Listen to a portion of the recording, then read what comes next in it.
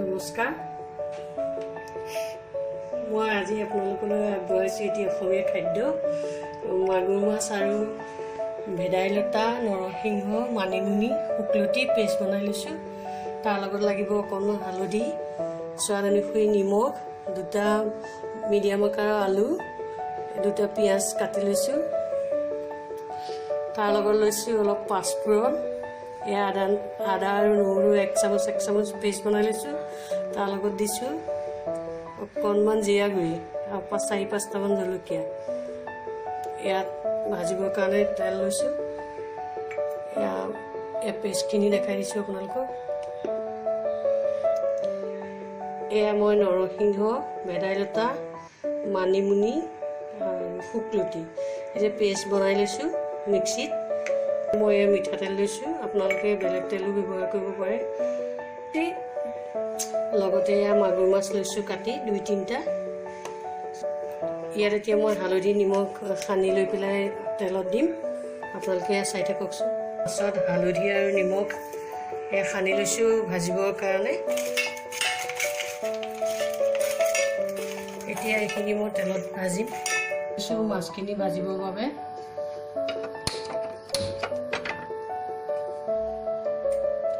এতিয়া কেৰাহী গৰম হৈ গ'ল। মই এতিয়া ইয়াত অলপ তেল দিম মাছ ভাজিবৰ বাবে।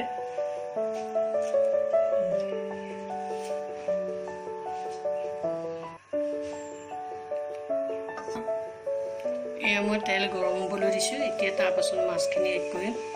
এইখিনি গৰম হৈ গ'ল, ইয়াত মই মাছ দিছোঁ।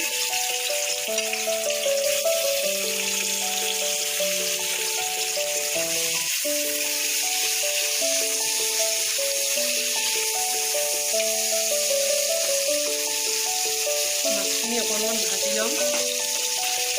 এতিয়া মই মাছখিনি এতিয়া লগাই দিছোঁ। মাছখিনি আমি বেছি সময় নাভাজোঁ, ভাজিলে ইয়াত বেছি ভাজিলে ইয়াৰ টেষ্টটো নাথাকিব। আমি এনেকৈ মাছখিনি 3 মিনিটমান ভাজি ল'ম। মাছখিনি বেছি নাভাজোঁ, আপোনালোকে চাই থাকক। মাছখিনি নমাই দিছোঁ। মাছখিনি এনেকৈ ৰাখিব।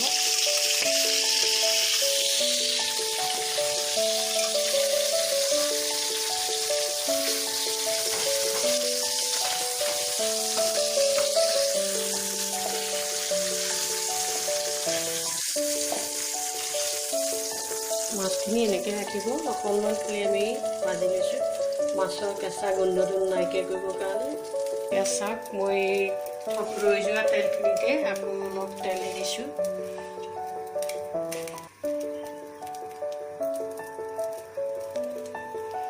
তেলখিনি গৰম হ'বলৈ দিছোঁ।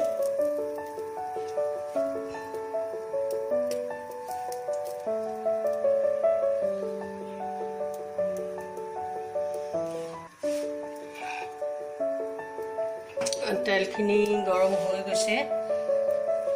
এতিয়া তাত আমি পিঁয়াজ দিম।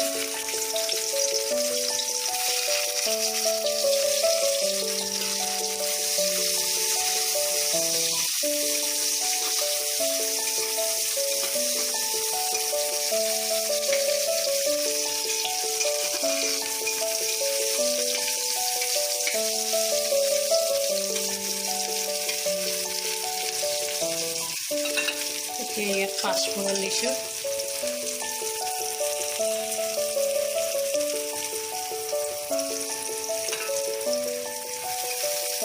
পিঁয়াজখিনি আধা ভজা হ'লে আমি আদাখিনি দি দিম।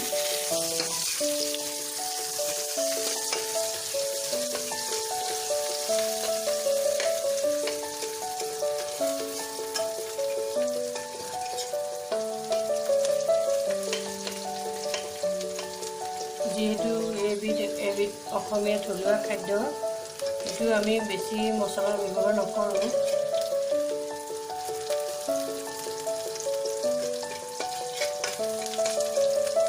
এয়া পিঁয়াজখিনি ৰংচোৱা হৈছে। ইয়াত আমি এতিয়া দি দিম নহৰু 1 চামুচ, আদা চামুচ, তাৰপিছত ইয়াত হালধি দি দিছোঁ।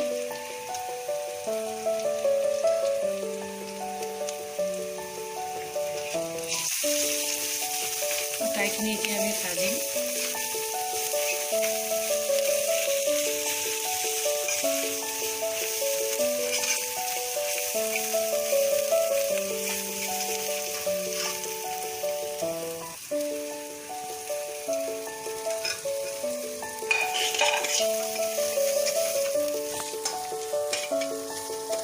এয়া দেখিছে মছলাটো ভজা হৈ গৈছে। এতিয়া মই তাত জিৰা গুড়ি দিম।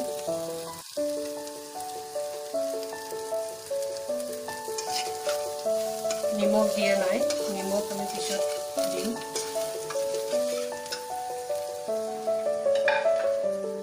এতিয়া মই লৈছোঁ পেষ্ট বনাই থোৱা এই নৰসিংহ, ভেদাইলতা, মানিমুনি আৰু শুকলতি পেষ্টটো ইয়াত দি দিম।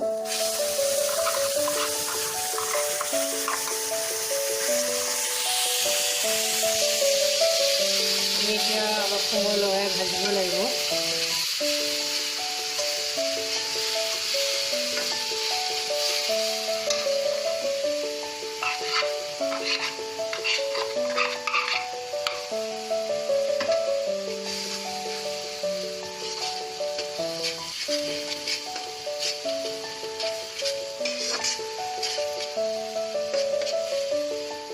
গোটেইখিনি নহ'লেও আপোনালোকে যিকোনো এবিধে বনাই খাব পাৰে।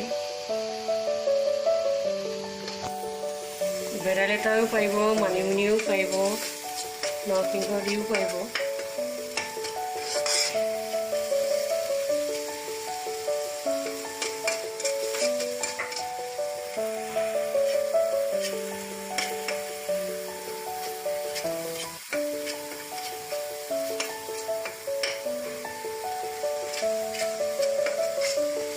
আমি এনেদৰে 5 মিনিটমান ভাজি থাকিম। এয়া আমি এনেকৈ লৰাই বগাই 5 মিনিটমান ভাজিলোঁ। এতিয়া আমি ইয়াত পানী দিম। এয়া মই পানী দিছোঁ।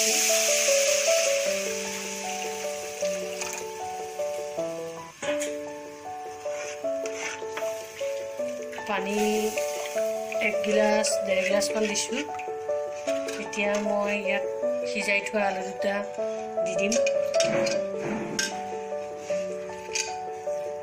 এয়া মই হাতেৰে ভাঙি দিছোঁ আলু দুটা। আপোনালোকে ইচ্ছা কৰিলে আলু নিদিবও পাৰে।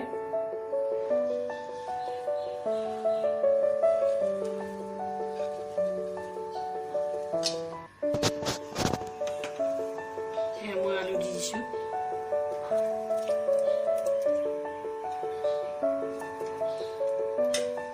এতিয়া মই ইয়াত নিমখ দিম। নিমখ স্বাদ অনুসৰি দিব। এয়া মই দিছোঁ নিমখ।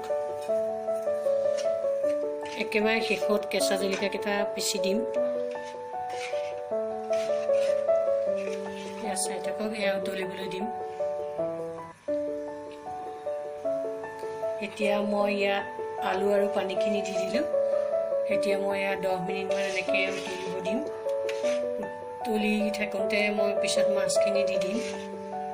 এয়া চাওক, মই আলু আৰু পেষ্টখিনি দি পেলাই ইয়াত পানী দি দিছোঁ।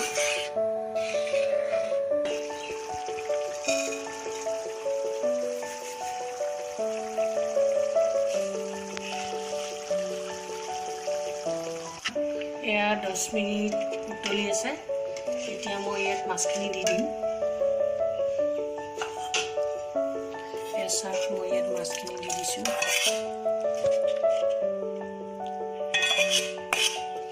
আৰু মই ক'বলৈ পাহৰিছিলোঁ, ইয়াত দিম এতিয়া জালুক কেইটামান, এয়া মানধনিয়া 3 কিলা, এয়া 4-5টা জলকীয়া, অকণমান গুড় দিছোঁ ইয়াত তিতিকি ভাৱটো নাথাকিবৰ কাৰণে।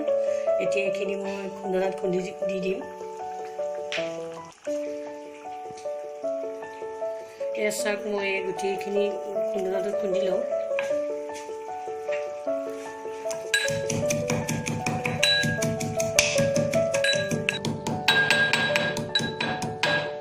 এয়া নৰসিংহ, তাৰপিছত জালুক আৰু বঙালীকে পিছা হৈ গ'ল।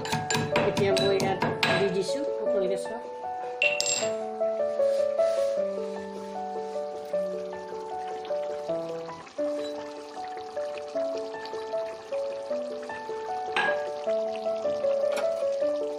চাওক, দেখিবলৈ কেনেকুৱা ধুনীয়া হৈছে।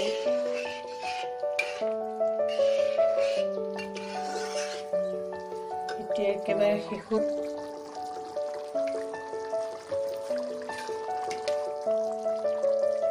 অকণমান আদা গোল অকণমান দি দিছোঁ।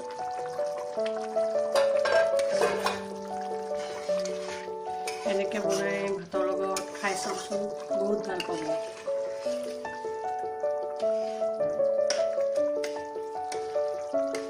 সেয়া হৈ গৈছে।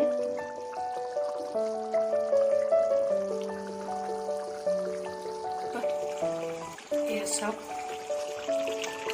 চাওক মাছ আৰু ভেদাইলতা তৰকাৰী হৈ গৈছে প্ৰায়। এতিয়া মই ভাতৰ লগত পৰিৱেশন কৰিব দিম গৰমে গৰমে।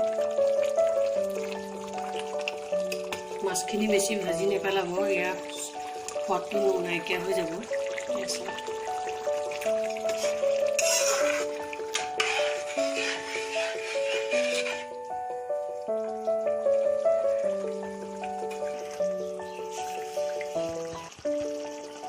ইয়াত তৰকাৰীখিনি হৈ গ'ল, মই এতিয়া এইখিনি নমাই দিম।